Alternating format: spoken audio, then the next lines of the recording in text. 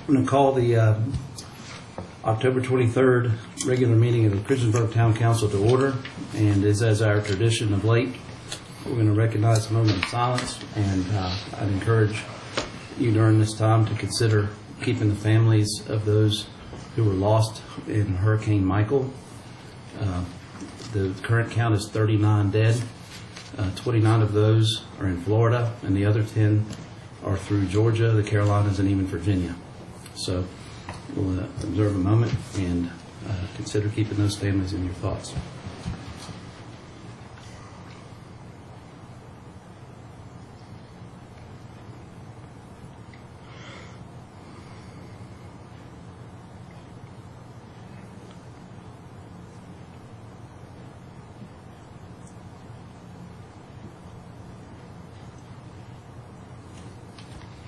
Thank you. And now I'm going to ask Marine Corps Reserve veteran Mr. Mark Sisson, our police chief, to lead us in the Pledge of Allegiance. If you will all stand, please.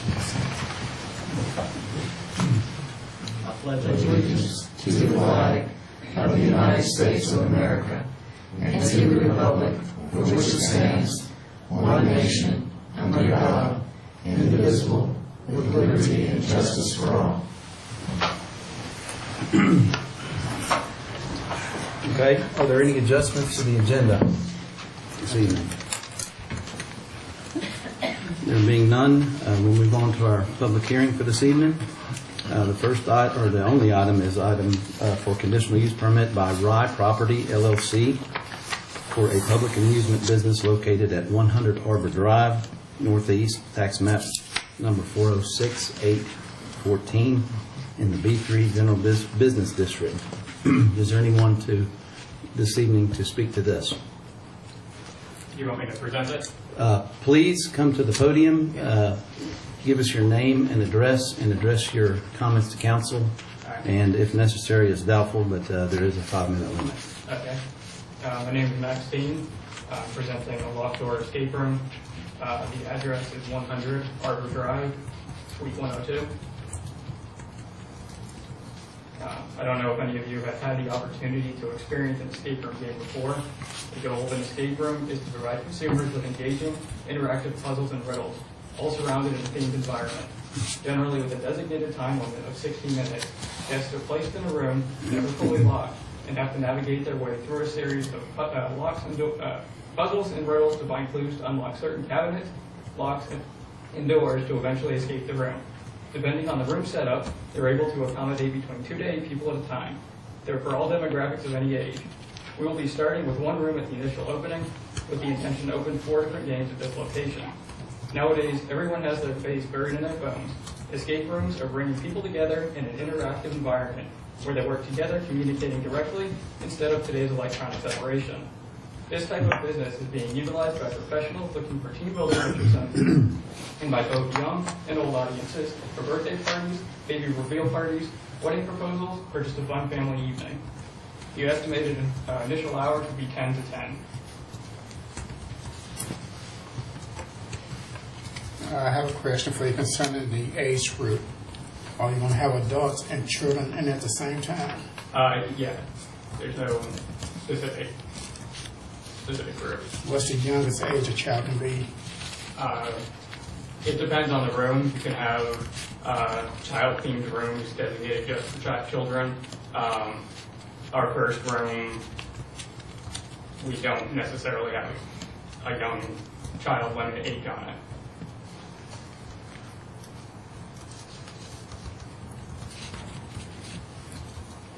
Any other questions by council? No, sir. Our planning commission, we already heard this before, and it was unanimous vote for it. Yeah.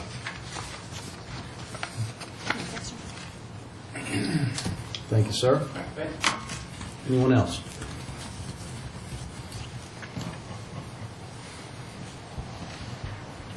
There being none, we'll move on to the consent agenda. In your package, you received the council minutes from October 9th, monthly bill list, and a request to schedule a public hearing for a conditional use permit by Rebecca Compton and Andrew Goodall for a major home occupation, a beauty parlor specifically at 1525 Spruce Street Southeast in the R2 two-family residential district.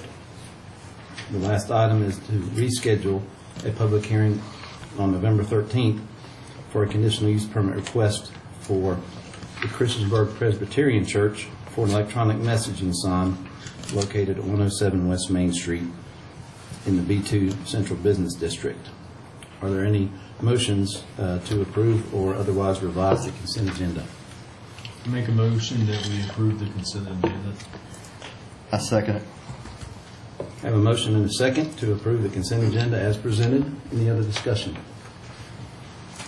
If not, Madam Clerk. Yes, sir. Councilman Bishop? Councilman Collins? Aye. Councilman Hubbard? Councilwoman Sacks? Aye. Councilman Showalter? Aye. Councilman Stipes? I can vote tonight or not? I apologize. I abstain. I think I like being a council member better. Okay, sorry. As long as you vote the right way. I like to vote. Say that after item number 6. Okay, item number 5 on the agenda, introductions and presentations. We have Scott Kopic, who's our customer service coordinator at the Aquatic Center, to introduce a new employee, David Atkins. Mr. Kopic, are you here this evening? There he is, right there. Thank you. Okay. So I would like to introduce David Atkins. He is the newest full-time member of our housekeeping staff. He usually works during the evenings and weekends. David was actually born and raised here in Christiansburg. He graduated from Christiansburg High School in 1976. David has had a career working for the town of Blacksburg for 26 years. He worked in sales and also for their finance department. In his younger years, David worked a number of jobs, including for a cable company in Maine. Before coming to work for us, he was a facilities housekeeper at Virginia Tech. David enjoys sports like college football, basketball, and baseball, and his hobbies are woodworking and beekeeping. Wow. Welcome on board. Yeah, welcome. Do you have anything you'd like to, any ideas for us so far or not? Too early to tell. Too early to tell. Well, Mr. Atkins, we're delighted to have you. Thank you. Thank you for being here. Okay. Thank you, Mr. Kopic. Okay.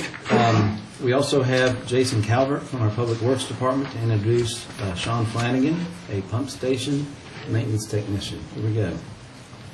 Good evening. I'd like to introduce Sean Flanagan. He's the newest team member for us at the wastewater treatment facility. His primary duties will be as a maintenance technician for our pump stations.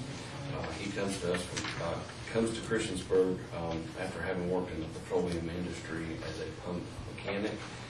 He's a native to Patrick County and has recently relocated to Christiansburg after accepting his current position. He's an Eagle Scout. He enjoyed marching band in high school, and his hobbies and interests are fishing, hunting, and working on automobiles. And we're real excited to have him and expect great things coming from him. So, thank you.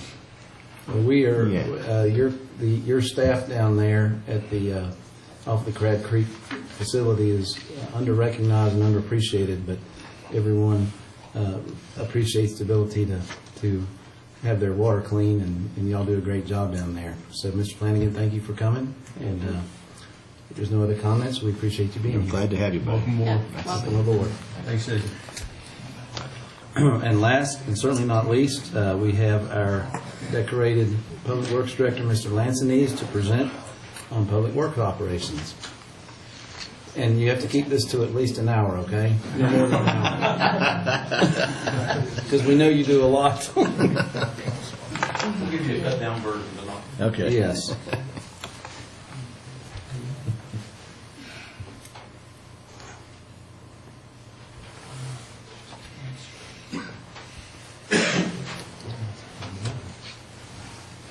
Good evening, Council. Thank you for the opportunity to provide for us to provide an update on the operations of the Public Works Department.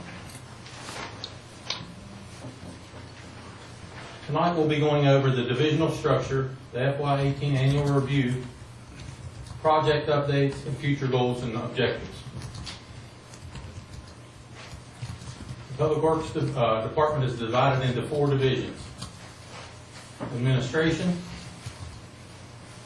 which oversees the financial management of the department, personnel management, planning, outreach, reporting, and safety.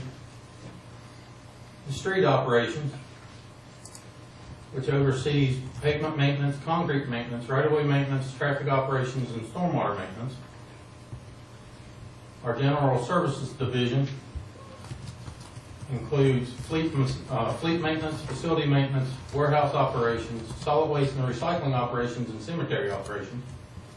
And last but not least, our utility operation, which consists of water distribution, wastewater collection, and wastewater treatment. What is your budget, annual budget? Right at a little over 15 I'm impressed. Very good. $15 million. The next few slides will be an annual review of these divisions' workload and areas of specific focus during FY18. There were 3 primary functions of the administrative staff that were focus of improvement over the last year. The first being customer service. We created a standard operating procedure to ensure that all calls are received and responded to in a timely manner. 95% of our calls are answered personally by administrative staff, and we average over 100 calls per week. The second being our safety program. In June 2018, we filled the vacant position of the safety coordinator, which had been open since October of 2017. The position is fully focused on employee safety and training. The primary goal of this program is to receive the SHARP recognition within the next 2 years. And the SHARP program is the OSHA program and Safety and Health Achievement Recognition Program. We were the first municipality to participate in this program in the state of Virginia. And we are currently in that process now.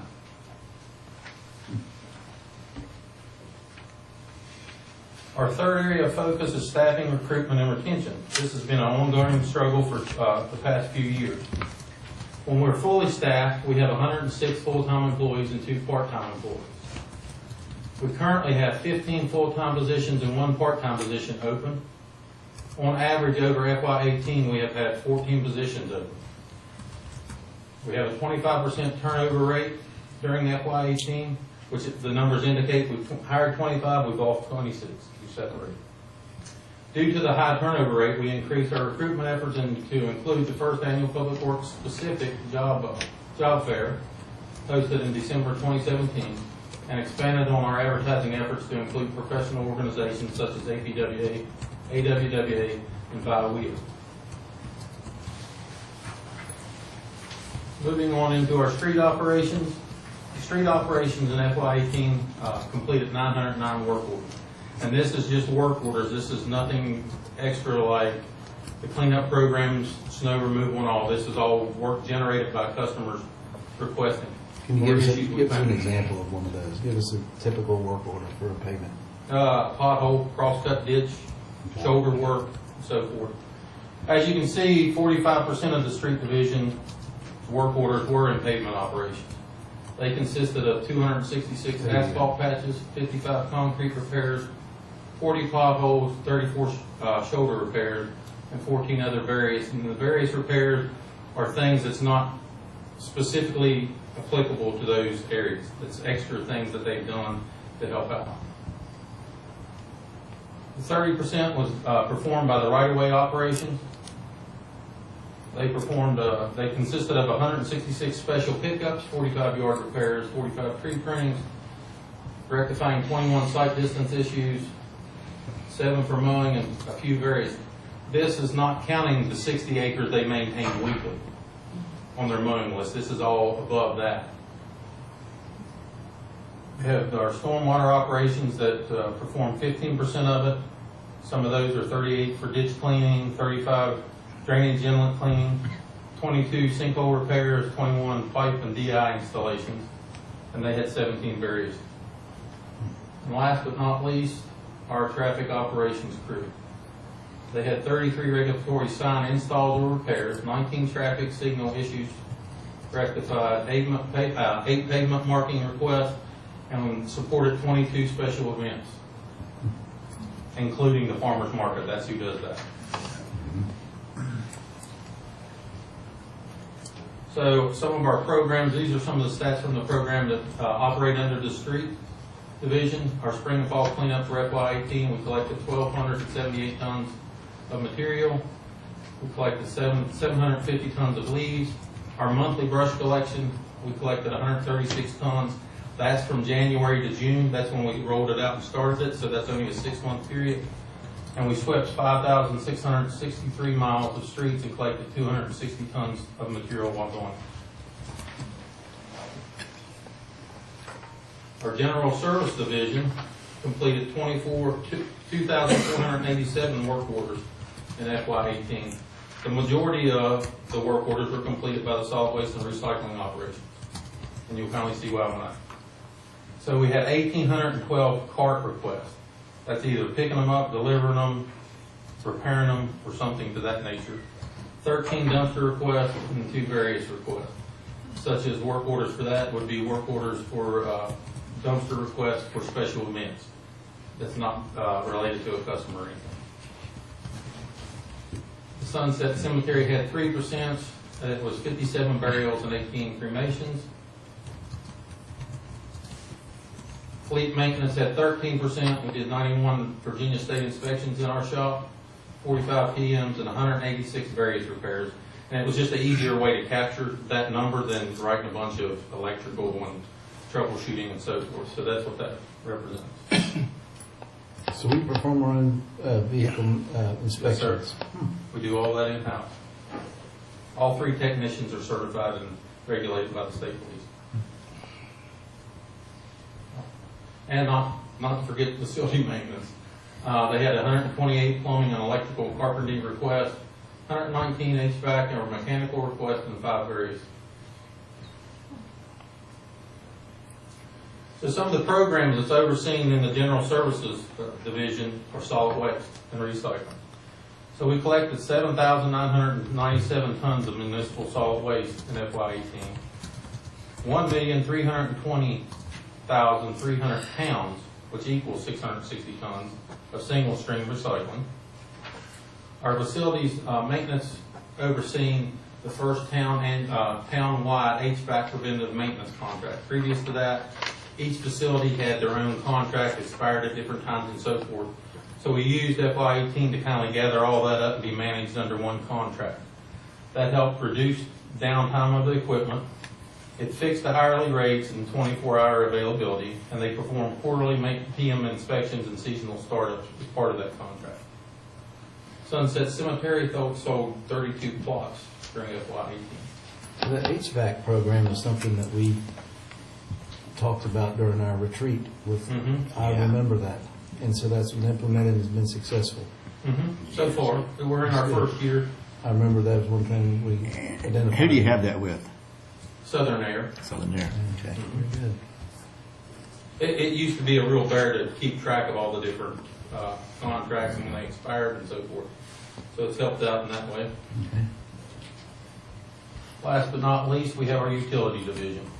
They completed 2,307 work orders in FY18. The majority, 77% of them, was in the water distribution system. 1,200 turn-ons and turn-offs, 290 leak repairs, 75 meter repairs, 17 valve repairs, 12 hydrant repairs, and 171 various, which is an easier number to instead of drilling down into exactly everything they did.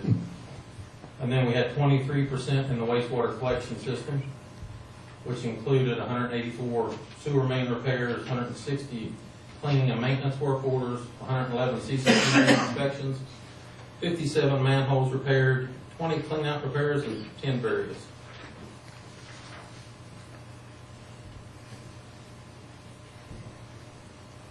So these are some of the stats from the utility operations division. We had 132 new water service connections in FY18. We upgraded 63 of our existing connections, and we had 127 new wastewater connections. The wastewater collections and treatment, we maintained 99,526 lineal feet of sewer line. When I speak to maintain, we clean it, we camera it, we root and grease control, and that type of thing.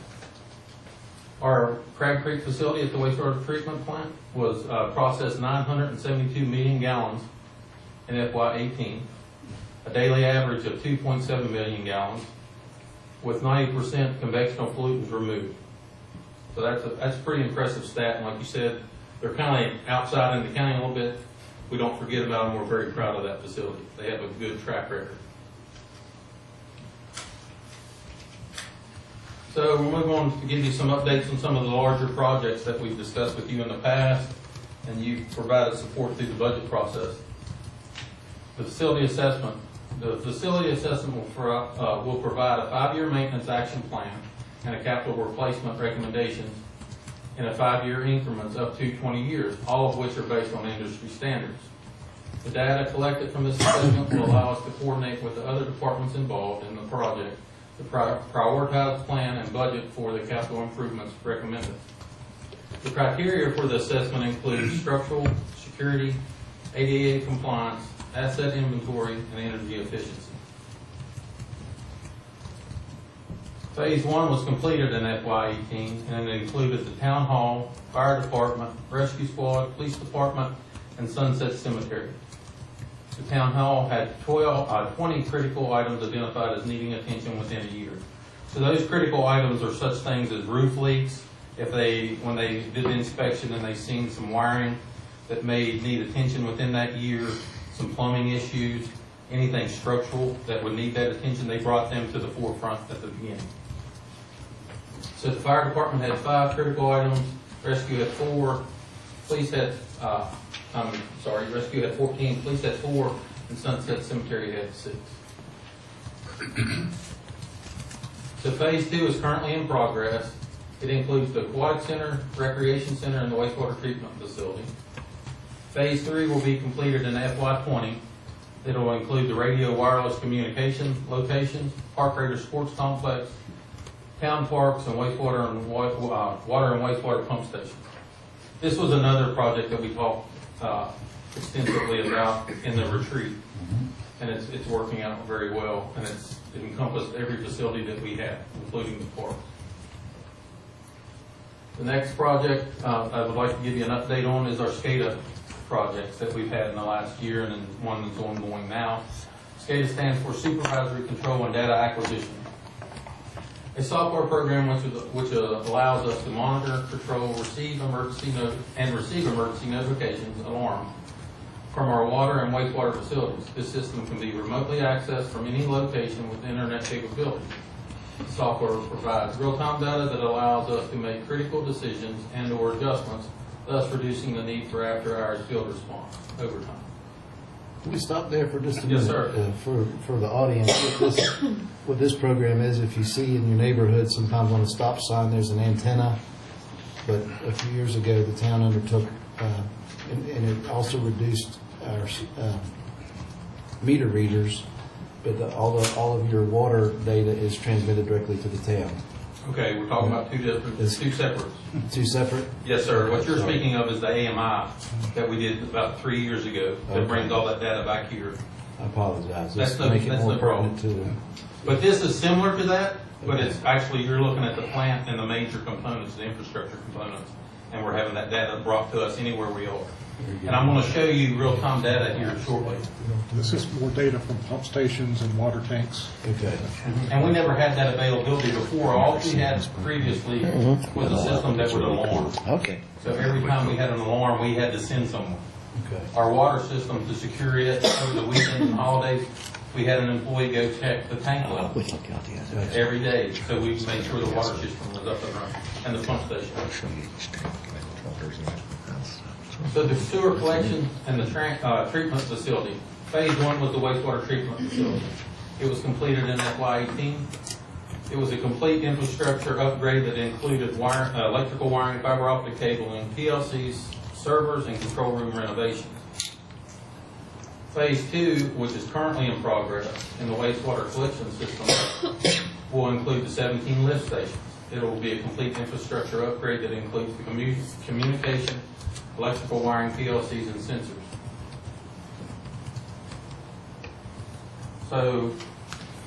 The next SCADA project we did was in the water distribution system. This project, to give you a little history, in FY17, we partnered with the NRV Regional Water Authority to create a regional SCADA for all the members.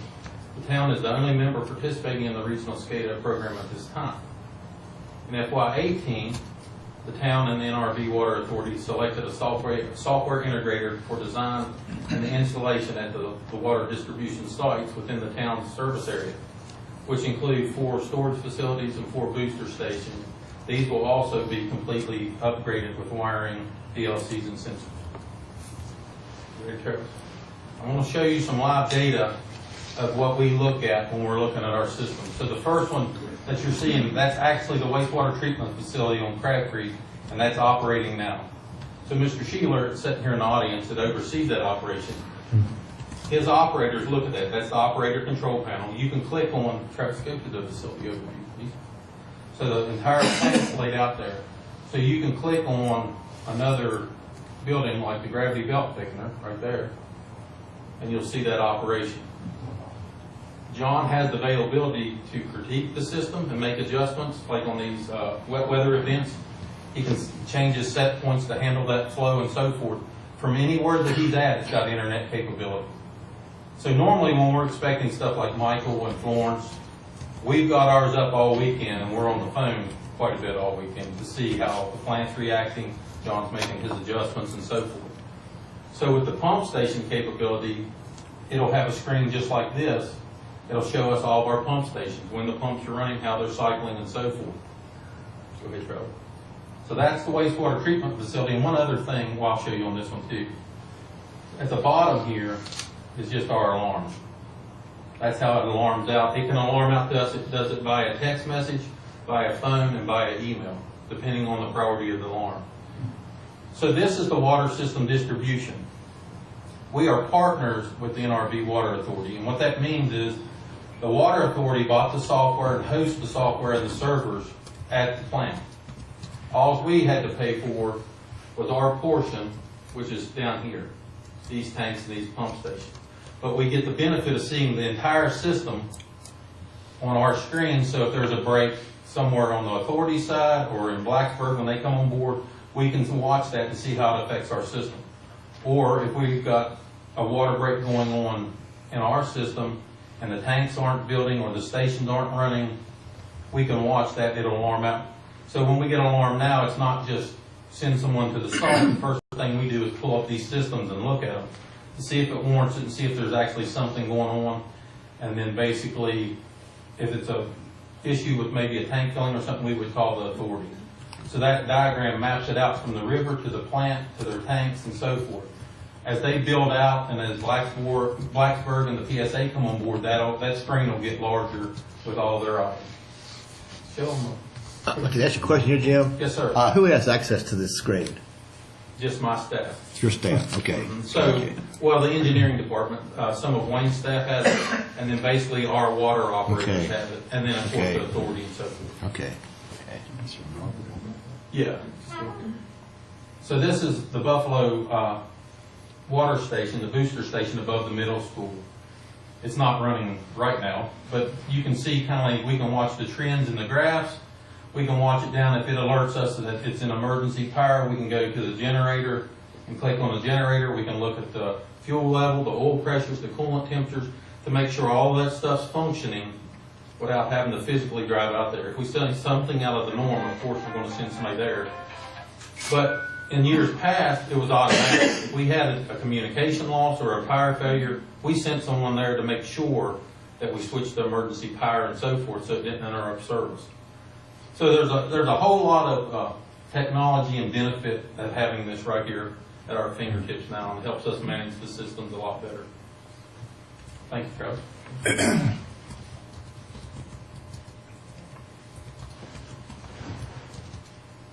Our last project we're going to update on is the wastewater treatment facility ultraviolet UV disinfectant upgrade. Upgrading this existing antiquated equipment will allow us to continue to maintain a high level of disinfection in regards to the effluent process prior to being released into the new river. In FY18, we completed the design and equipment selection. In FY19, we've actually just posted this out for construction yesterday, to bid. And then that's in progress after the selection. We hope to begin construction in early FY19 with completion in FY20 or sooner.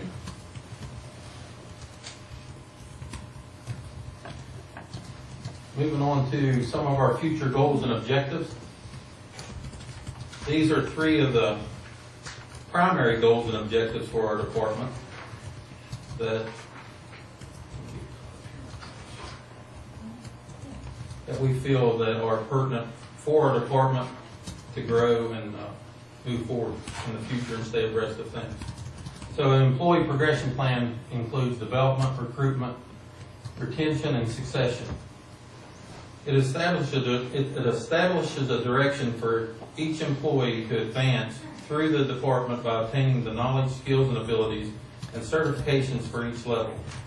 This will include cross-training between the different divisions to strengthen the overall team. This plan was developed with assistance from the HR department and will be considered as part of the compensation study.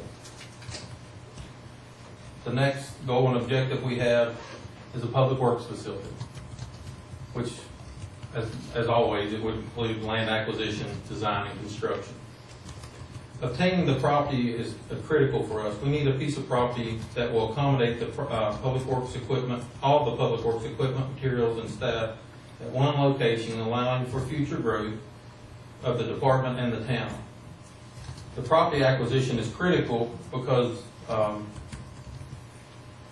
due to the limited availability of the adequate parcel sizes within the town limits. We'd like to accomplish this within the next 1 to 2 years of locating a piece of property and acquiring that and trying to move this process in the right direction. Because it would be a lengthy process anyway, and with land being scarce for the size, for the amount that we need, that is something that's really a focus for us.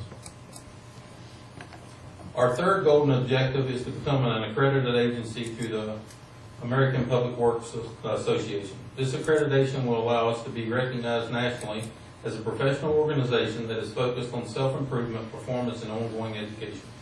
It's a similar criteria as what the chief goes through with his accreditation and so forth, and it's pretty important for us to get to that level. So just a quick update on some current and upcoming operations. Fall cleanup is pretty much done. And I would think the brush collection has helped with that. This is the first year in the 10 years I've been with the town that we run pretty much on schedule. And saw some reduction in it. And I believe the brush was a big portion of that. Leaf collection is scheduled November 5th through the 31st. We've got two pretty good events to support coming up. Veterans Day Parade, November 12th. The Christmas Parade, December 14th. Christmas tree collection will be for 2 weeks, the 29th through the 15th of January.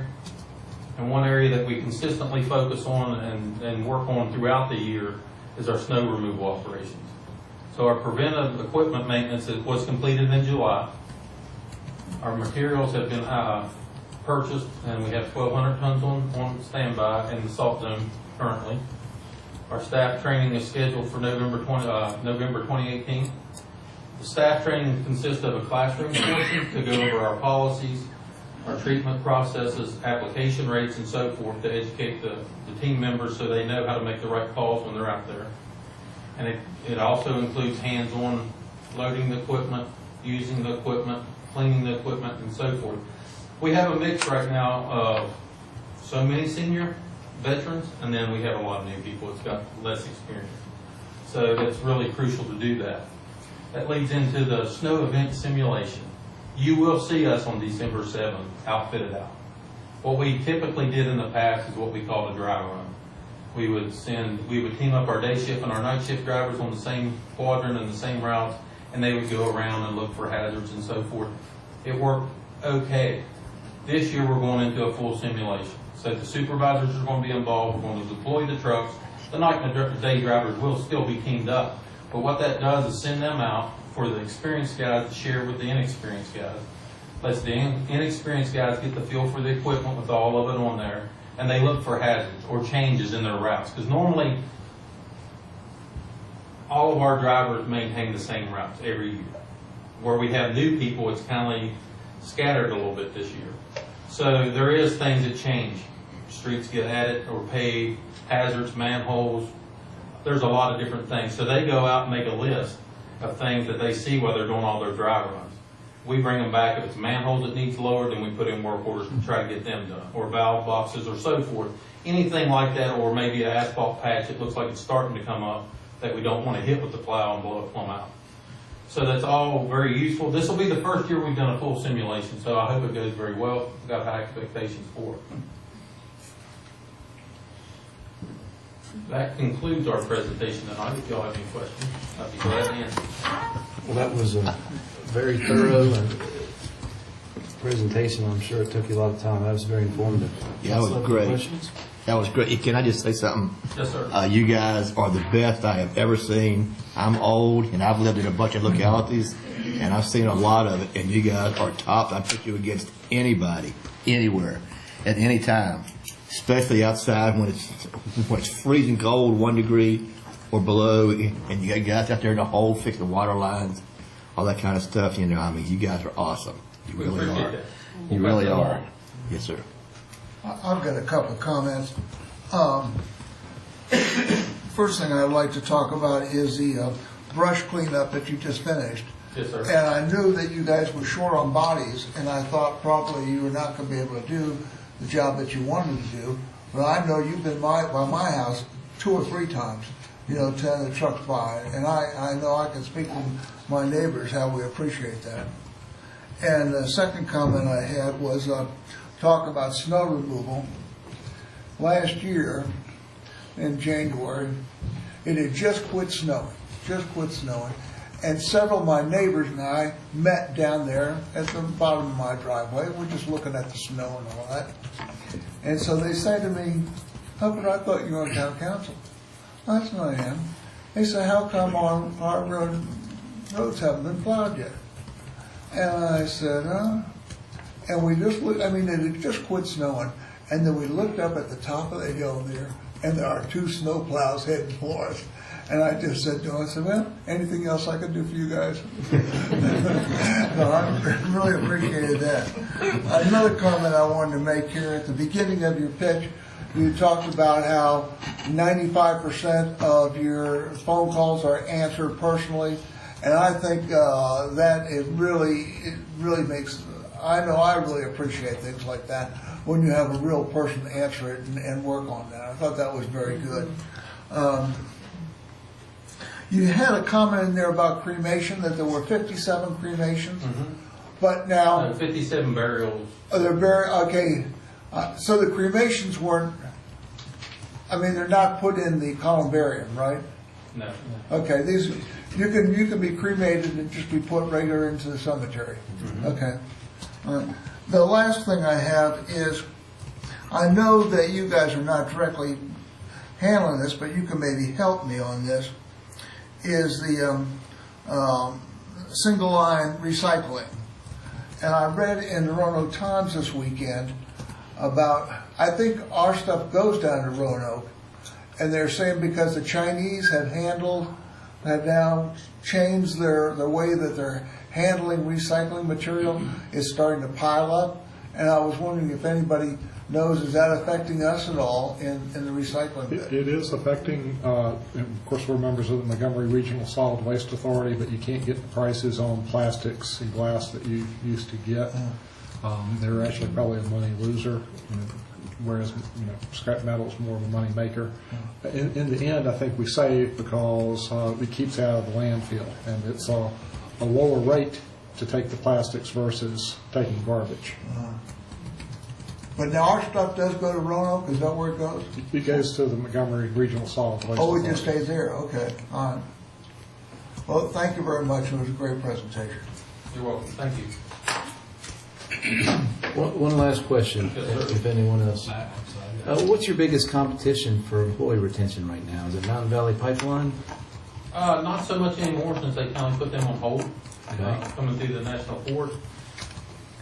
It's just been various things. I've lost people to the arsenal, to the steel mill and Roanoke. It's just been different things. We did lose 3 people to the pipeline when it was hot and heavy at first, but it's just been a variety of things. Well, you seem to have a very firm grasp on your operations and your staff. We appreciate the update. Thank you, sir.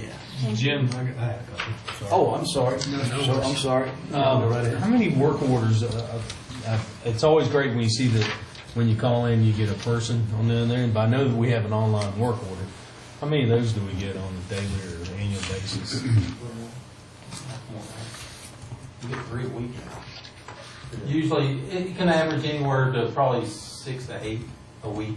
No, okay. A majority of them come in over the weekend, I think when people's out walking, and if the weather's good, Yeah. or stuff like that. But quite a few of them are for AEP, for street light.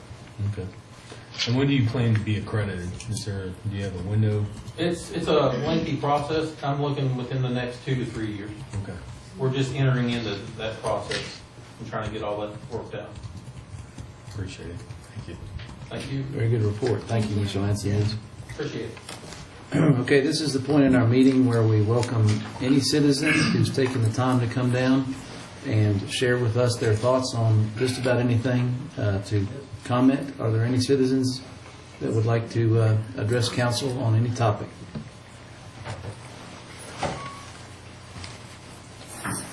If not, we'll move into committee reports. There is one formal report from the street committee. Mr. Collins, you want to do that, or you want to do that? You go ahead, please. Yeah. Wait for Mr. Warren to pull up the, we have one official action item this evening, and we'll give an update on a couple others. Okay, this street committee reviewed this plat. It's in the, it's off of Scattergood Drive. What is the name of is? Blue Ridge Disposal. Well, I know but the park itself, what do we call that? I think it's just Vine Industrial Park. Yeah, it's directly across the street from that Gray Long building, pretty much on Scattergood. The property has been used in the past by Blue Ridge Disposal. It's been purchased this summer by a company called CFS Container First Services, and they are taking measures to clean up the site and have in mind to make some improvements there. And the first step is to tidy up their lot lines, and they're requesting a lot line vacation in the middle of the property, and also the vacation of a permit or a public utility easement, which is where Mr. Warren has the arrow through the middle of the site, and then the addition of a public utility easement across the front of the property, which is actually, there's an existing sewer line there, and we should have already had an easement there, but now we're getting one. So there's some further development issues that the town staff will be dealing with here in the near future, as well as their operations and making sure that it's in conformance with our ordinance. And Mr. Collins has nothing to add to that. The street committee recommends approval of the plat as presented. And I can't make a motion. I'll make, why don't you make the motion? I so move. Oh, yeah, you say that. And I'll second it. Sorry. Any discussion? You're good. Okay. Madam Clerk. Yes, sir. Councilman Bishop? Aye. Councilman Collins? Aye. Councilman Hubbard? Aye. Councilwoman Sacks? Aye. Councilman Showalter? Aye. Motion carries. It's unanimous, and I guess that's 5 in favor, or 4 in favor, right? Yeah, 4. Where's your 5? 5, okay. Yeah, 5 in favor. Okay. A couple tracking items. Councilwoman Sacks asked about the parking on Roanoke Street, the addition of some parking spaces in front of the consignment shop, which is just outside Town Hall in front of the Episcopal Church. And right now, the staff is revisiting some functional issues there with exactly where those spaces, how they'll be oriented. What we saw before and what council was in favor of was actually creating those new parking spaces. The details of that are being worked out, and it will probably, specifically where they're going to be placed, and the consignment shop is a part of those discussions, and that will probably be implemented in the spring if that's, and after the meeting, if you have any other concerns with that, you can bring that to our attention, but that's the update that you requested. Thank Miss Jamie Bond is here this evening, a business owner for, how many years have you had the shop, Miss Bond? I've probably had it 24. Okay, over 24 years, and she said that it's actually been business there for almost 5 decades, more than that. Anyway, Miss Bond came to Street Committee this evening requesting some, us to look at adding 3-hour parking limitations to a block of, that would be West Main Street, and basically in front of Ignite and her business. And we're taking that under advisement, and we're going to reach out to some business, or several owners of business down there, and Mr. Larkin. And so the street committee will bring a formal recommendation on that at a later date. I don't know if it'll be 2 weeks, but as soon as staff has a chance to interact with some of the folks that we had recommended. Can I add something, please? You sure can. I'd like to add to the agenda here, where we had the public hearing tonight, the Rye property. These folks have all their exit order. The planning commission approved them 100%. I'd like to take a vote on it tonight. And I'll put that out in a motion. That's all right. Okay. Under 8, discussion and action by the mayor. I'm fine with that. I'll Mr. second Glenn, it. are we in order for that? Yes. Okay. So Mr. Collins has made a motion. Mr. Showalter seconded to go ahead and take council action Thanks, Harry. for the Rye property conditional use permit that was presented this evening with unanimous support from the planning commission, for a unanimous vote. Any other discussion on adding this to the agenda? If not, all those in favor, please say aye. Aye. All opposed, like sign. That was easy. Okay, I think that concludes the street committee report. I think that concludes the street committee report. We are taking up another item, a tracking item related to Hickok Street and the closure of that, and we'll have more on that perhaps at the next meeting or two. Mr. Collins, do you have anything else to add before we move on? No, sir. Okay. Thank you. Committee reports are complete, and No, I still have. I'm sorry? Okay. Central Business has had a lot Oh, going yeah. on lately, and Andrew has a short few pictures here to share about our street project, and Casey has also been integral in getting this going. So between the two of them, I think they had a few things they wanted to share. Yeah. Just a quick brief update. This week we launched our street artwork project, one of hopefully many projects that we'll have. What you're seeing here is one of 3 projects that got started today. This is artist Nikki Pinn, and she has a horse and wagon there that she's depicted and used the water meters as part of the wheels to be creative. That is on West Main Street as you go down, walking towards the Old Town Mall, close to the congressional office there. There's another shot of that. And she actually was able to finish that in one day, so she exceeded our expectations as an artist. We also had 2 projects that were going on simultaneously in Cambria. This is in downtown Cambria, just the other side of the tracks from the depot.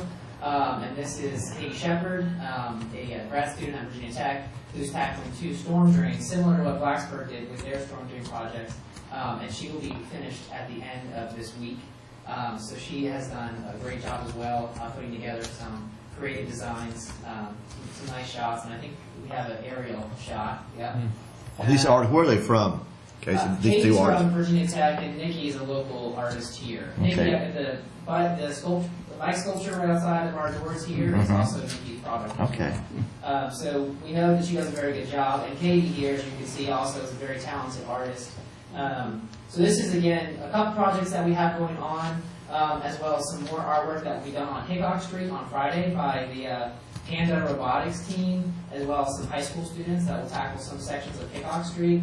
And all of it will culminate in a few weeks with a police department unveiling of a special mural that will honor the police department and our community as well. So a lot of great energy that we've started and will streamline over the next few weeks into mid-November. Do you have a date there on the mural for the police department? We did, and at this point in time, things had to be pushed back a little bit due to some unforeseen circumstances, but I'm optimistic that by mid-November, that would be the latest that we would have that unveiled, and we'll do a whole thing for that as well. That's good stuff, bud. Good Thanks, stuff. Casey, appreciate it. We also have a central business meeting tomorrow at noon here in Town Hall, so I welcome everybody to attend.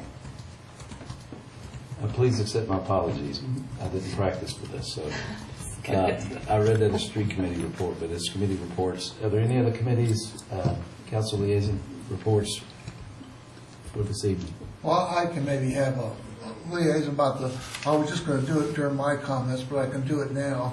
This is concerning the Aquatic Center, and I'm just here to tell you that this Friday, Virginia Tech is going to have a swim meet with Ohio State and Penn State, and so the competitive pool will be closed at 1 o'clock and stay closed until Saturday afternoon. And I also wanted to bring out the point that on November 3rd, from 1 to 4 o'clock, the Aquatic Center is going to have a adapting kayaking, and this is going to be open to all people, all ages, and there's no charge for it, and people are welcome to come down. And again, that's November 3rd from 1 to 4 o'clock. Very good. Any other council committee reports? Actually, the Water Sewer Committee met last week. Okay. It seems longer than last week. It does, doesn't doesn't it? And Marissa, if you want to jump in, but we discussed what Randy's going to bring up tonight is whether we want to move forward as a council with the RFP for residential. So that was discuss commercial dumpsters that the town's running, commercial solid waste program, which it's still in the air. We're going to see if we RFP out and we can actually save money with the residential pickup going with the private firm. And we got a status update on the recycling, and I think Jim reported on it tonight. Last year was 660 tons of recycling, and this year to date, and the program's only been running for 4 months now, or right short of 4 months. We've already got over half of that in recyclables coming in, so it's doing great. And then our drop-off points are still getting full.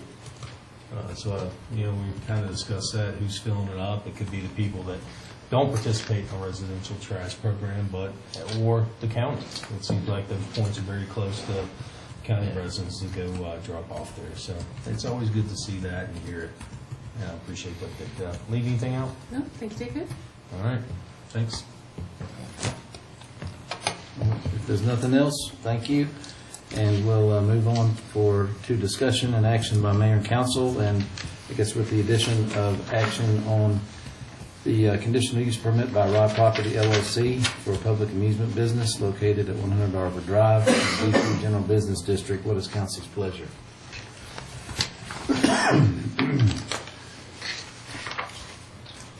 Make a motion that we approve the request by Rob Property LLC for a public amusement business located at 100 Arbor Drive, Northeast, tax map number 406-8-14, in the B3 General Business District. And I second it. With the conditions. With the conditions, yes. And I would second that. You're going to tie for the second. Okay. Any further discussion? If not, Madam Clerk, will you hold council? Yes, sir. Councilman Bishop? Aye. Councilman Collins? Aye. Councilman Hubbard? Aye. Councilwoman Sacks? Aye. Councilman Showalter? Aye. Only thing I would say on that, Melissa, if you could get that on our next map update. That's something else here in Christiansburg. Because I hear a lot about them. I've never been to one, but I hear a lot of great things about them. You wish all the very best. Yeah. Very good. I was thinking that council might go down there and try it, but We'll never get I'm out. afraid it might be over. We will never get out. Yeah, you will, in 61 minutes. They won't let us. We have a hard time getting out of this room. Yes, absolutely. Okay. We'll move on to staff reports. Mr. Wingfield? Just want to get council's blessing to advertise the RFP for the privatization of the garbage collection service. Of course, that was recommendation of the Water Sewer Solid Waste Committee. I plan on advertising it here within the next week or so, and basically advertise it until the last business day of December. Hopefully service starting next fiscal year. Well, we're just looking at it, whatever. There is no committal at this point with the advertisement. Any information, if it's beneficial. Anyone opposed to releasing the RFP or issuing the RFP? If not, Mr. Wingfield, you have your endorsement here? Okay, anything else? I'd like to schedule a public hearing on December 11th for a code amendment to Chapter 42. That's the zoning ordinance of the town code. And it's to add definition of homestay and to also amend permitted uses for homestay. And this is in regards to the Airbnb issue. Okay. Anyone opposed to that? Sounds good. Is the planning commission, where are they at with that right now? They have a public hearing in November. Correct. It has been through the development subcommittee.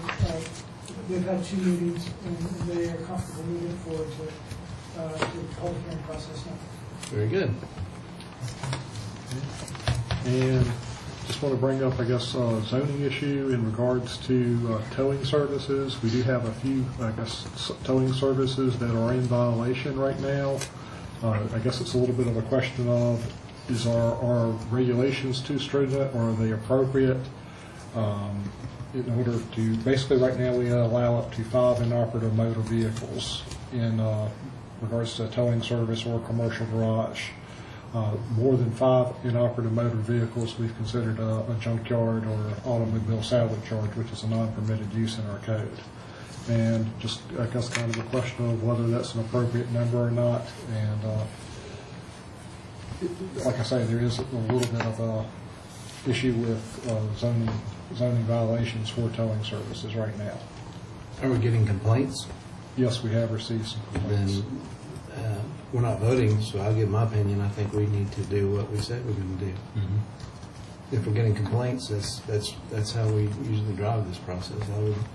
I would tend to stick with what we, what they, what the permitted use that they're operating under. When you come back and ask for a change of that, that's fine, but that's just my opinion, since we're not voting. But Yeah, I'm good with that. Yeah.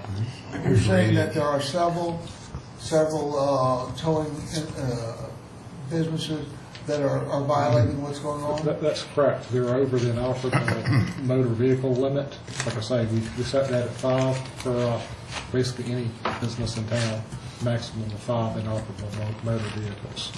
And that's defined in our code basically as anything that's not road ready. So it could be a vehicle missing the front end, or it could also be a vehicle simply missing a state inspection sticker or license sticker. Randy, when did we last update that? I remember talking about that. I mean, it was years ago. That 5 limit has been in the code for decades. Okay. Yeah, I think we need to get together some kind of committee and I'll look at the the code. Yes.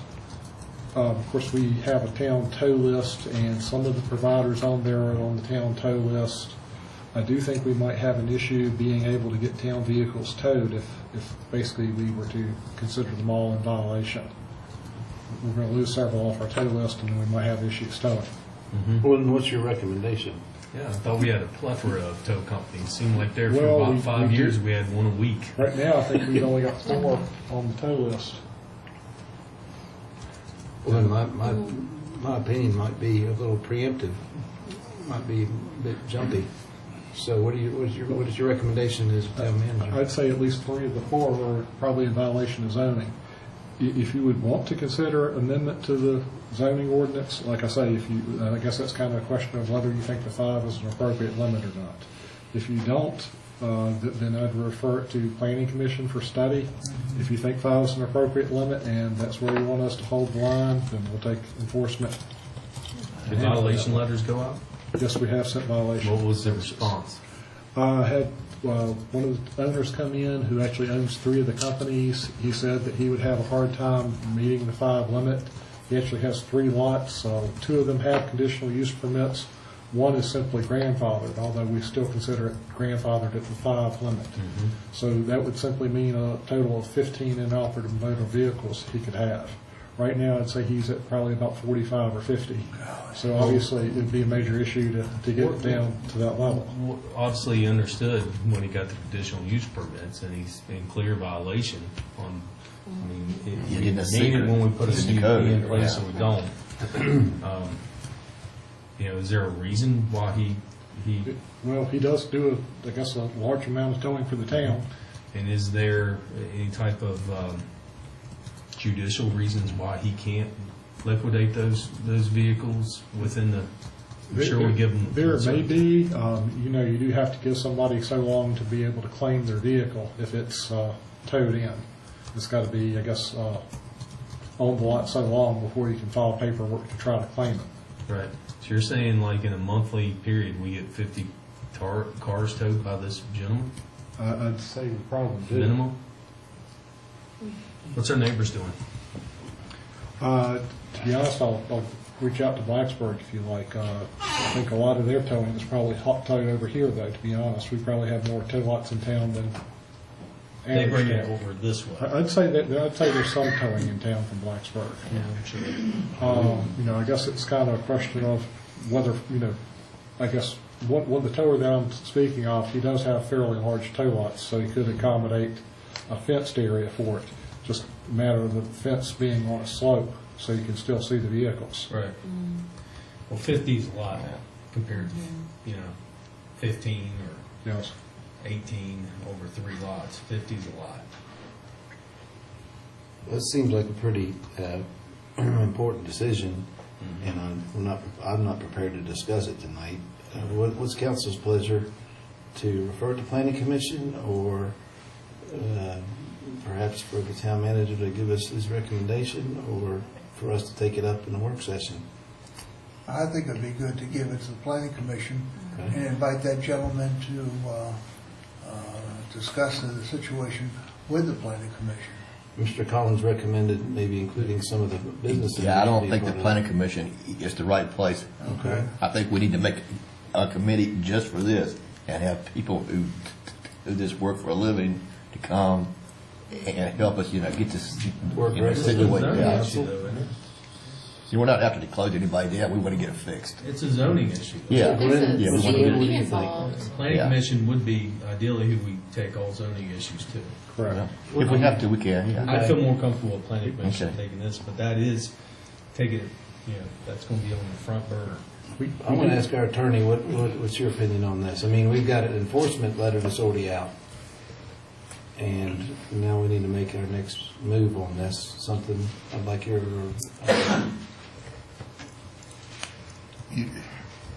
As with most ordinances, you either need to enforce it or you need to change it. But you really shouldn't stay, you know, in the middle, because it does tend to hinder enforcement all the way around. I mean, if you're not enforcing one, why are you enforcing another? well, I think I'm hearing some reservation to being really aggressive with this right now. Well, you It have could to. have some implications. We're not enforcing it now. Well, if we have a conditional use permit in place, then we should abide by it We would or expect. change you it. to. So to me, that would be planning commission, since that's So where that would usually be the next CUPs step. initiate. Okay. How long would it take to get a recommendation back? We could put it on their agenda, I guess, really as soon, probably next month, I would hope. Get something back next month? Well, I think we put it on the agenda for next month. Hopefully have an answer in December. So then the issue, the recipient, or whoever got your letter, you can let them know that we're taking that up. Yes. And as a follow-up to Did he the ask letter for us to they've take gotten. that up? He actually suggested that he might come to council to ask you to take it up. Well, that's our decision to make, and well, if it's council's pleasure to do that, Mr. Gwynn, do you think that's advisable to do that? You mean the referral to the planning commission? Yeah. Yes. Okay. Absolutely. Then, is there? And then refer him to the planning commission. Well, They'll bet it. they'll be invited, and the planning commission will handle it as they do other issues. But if that's, so we need to vote on that, or what do we need, what do you I need think from us? just a general consensus is fine. Is there anyone opposed to referring this to planning commission for consideration and recommendation? No. Okay, thank you. That's it. No, thank you, Randy. Thank you, Mhm. Anything else? Any other hot potato issues? That's all I've got. Okay. That's enough for one night. Thank you. Mr. Glenn, you have anything? No report. Okay. Any other staff here have any reports? If not, council reports. We'll start with Ms. Sachs. Do you have anything to? No, just the committee reports is all I had, which I reported on, so nothing at this time. Very good. Mr. Wakefield, were you going to talk about a closed meeting I'm planning on putting a closed meeting on the next agenda. on the next agenda? Okay, thank you. I have nothing. Okay. Mr. Walter? No. Mr. Bishop? Yeah, last night the Board of Supervisors recognized fire and rescue members who have at least 35 years of service each. And several of our fire and rescue members were recognized. And this was by the Board of Supervisors. Very nice. Is that it? That's it. Good report? I'm good, thank you. Okay. Any other business? If not, thank you for your patience. Hope everyone has a good rest of the week, and this meeting is adjourned.